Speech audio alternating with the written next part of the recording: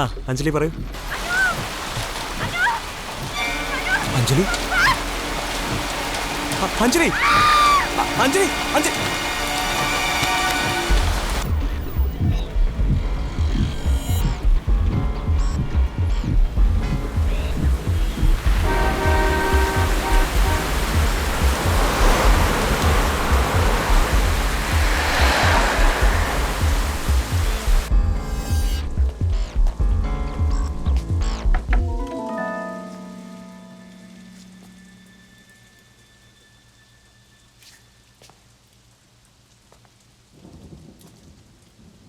Anjali Anjali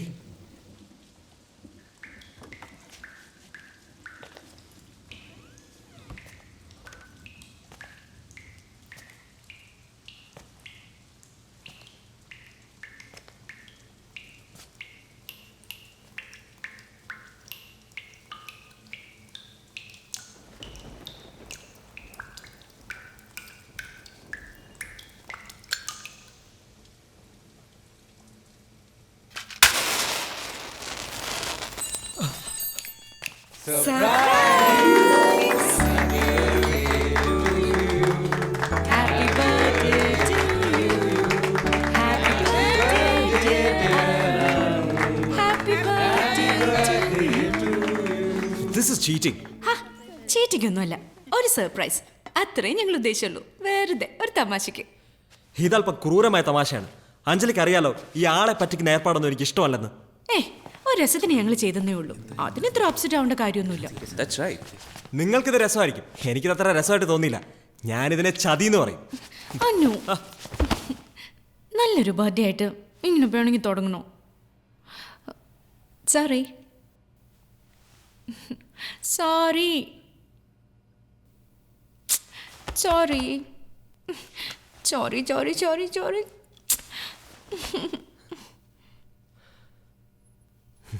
okay, ഇപ്പോഴേക്ക് ക്ഷമിച്ചിരിക്കുന്നു. ഇനി ഇത് ആവർത്തിക്കരുത്.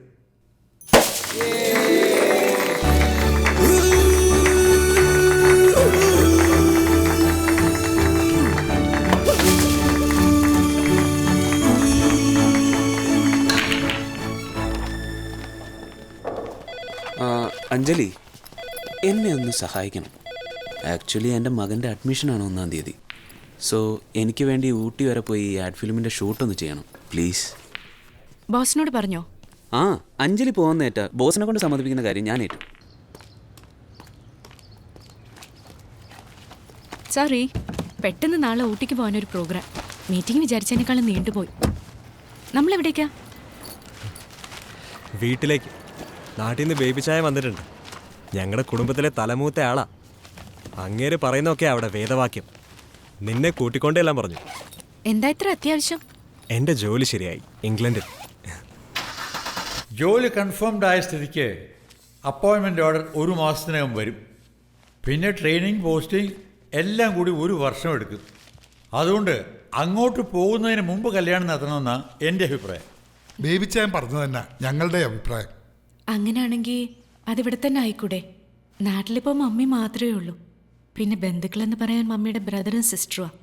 ഒരാൾ ബാംഗ്ലൂരിലും ഒരാൾ കൽക്കട്ടയിലുമാണ്. അവർ വന്നാലായി, വന്നില്ലെങ്കിലായി. മമ്മി വീട് വിൽക്കാത്തതിൻ്റെ നീരസം അവർക്ക് ഇപ്പോഴും ഉണ്ട്. വിവാഹം കഴിഞ്ഞ് നാട്ടിൽ പോയി മമ്മിയുടെ അനുഗ്രഹം വാങ്ങിയാൽ മതിയല്ലോ. ഞങ്ങളുടെ കുടുംബക്കാർ മുഴുവനും നാട്ടിലാണ്. ഈ തലമുറയിലെ അവസാനത്തെ കല്യാണവും ഇവൻ്റെയാണ്. അതുകൊണ്ട് എല്ലാവർക്കും കൂടാൻ താല്പര്യമുണ്ടാവും.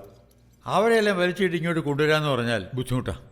നാട്ടിൽ വെച്ച് നടത്തുന്നതാണ് നല്ലത്. മമ്മിക്കും പങ്കെടുക്കാമല്ലോ. ആ, ബേബിച്ചായൻ പറഞ്ഞതാ ശരി. നാട്ടിൽ വെച്ച് നടത്തുന്നേ നല്ലത്. എനിക്ക് നാളെ ഒന്ന് ഡൽഹിക്ക് പോകണം. ഒരാഴ്ച എനിക്ക് കുറേ പേഴ്സണൽ ജോലികളുണ്ട്. അത് കഴിഞ്ഞ് നാട്ടിലെത്തിയാൽ ഉടനെ ഫിലിപ്പോസ് അച്ഛനെ കണ്ട് ദിവസം ഉറപ്പിക്കാം. കുട്ടി മമ്മിയെ വിളിച്ച് കാര്യം പറയും. അന്നാമ്മ ഞാൻ അവിടെ പോയി കണ്ടോളാം. Hello hello. ആ, ട്രാഫിക് ജാം കാരണം ഞാൻ അല്പം ലേറ്റായി. പിക്കപ്പ് ഏരിയയിലേക്ക് ഇതാ വന്നുകൊണ്ടിരിക്കാം. ആ, ഓക്കെ. എഡിറ്റിംഗ് ഒക്കെ നിങ്ങൾ തന്നെ അങ്ങ് ചെയ്ത് തീർത്താൽ മതി. എനിക്ക് നാട്ടിൽ പോയിന്ന് മമ്മിയെ കാണണം. കല്യാണം കഴിഞ്ഞ് ഇങ്ങോട്ടുള്ളൂ. ഇല്ല, എന്തായാലും ഞാൻ വരും. കല്യാണത്തിന് മുമ്പ് നമുക്ക് പോകണ്ടേ?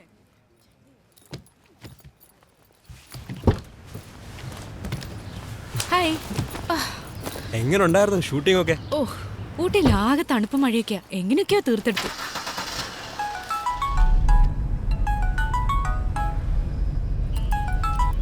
ഹലോ.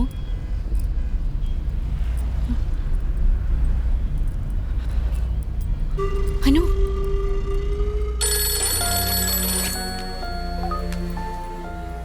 ആ, താങ്ക് യു.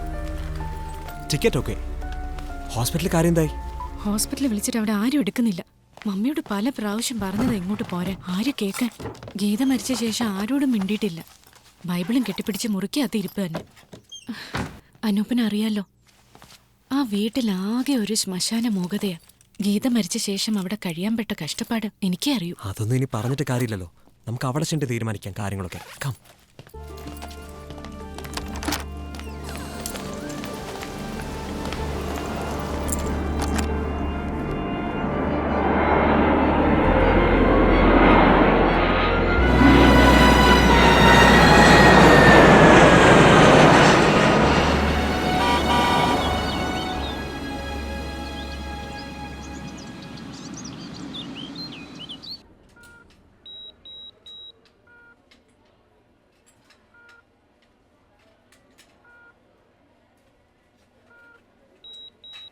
സ്പൈനൽ ഇഞ്ചുറിയാ, ഒന്നും പറയാറായിട്ടില്ല. ലൈഫ് സപ്പോർട്ട് കൊടുത്ത് ഒബ്സർവേഷനിൽ വെച്ചിരിക്കുക. എന്താ സംഭവിച്ചതെന്ന് അറിയാമോ? വ്യക്തമായിട്ട് അറിയില്ല. ബാൽക്കണിയിൽ നിന്ന് മറ്റോ വീണെന്നാണ് പറഞ്ഞു കേട്ടത്. വാസുദേവൻ എന്ന ആളാണ് പണം അടച്ചതും ഇവരിവിടെ അഡ്മിറ്റ് ചെയ്തതും.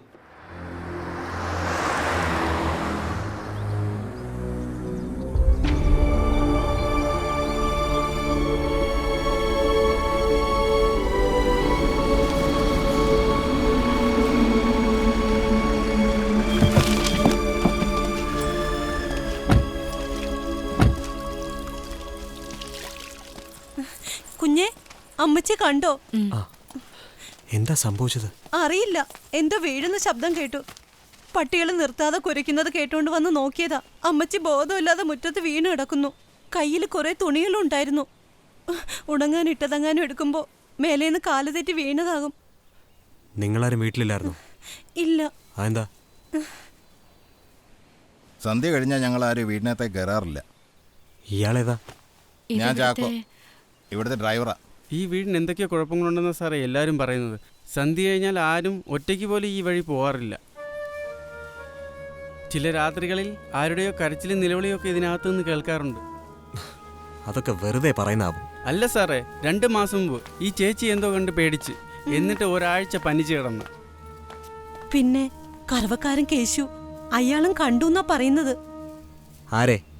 മരിച്ചുപോയ ഗീത കുഞ്ഞിനെ. അതിനുശേഷം അയാൾ ഇങ്ങോട്ട് കാലെടുത്ത് വെച്ചിട്ടില്ല. അമ്മച്ചി പോലും ബൈബിളും കൊന്തയും കൈ വെച്ചാ ഇതിനകത്തിരിക്കുന്നത്.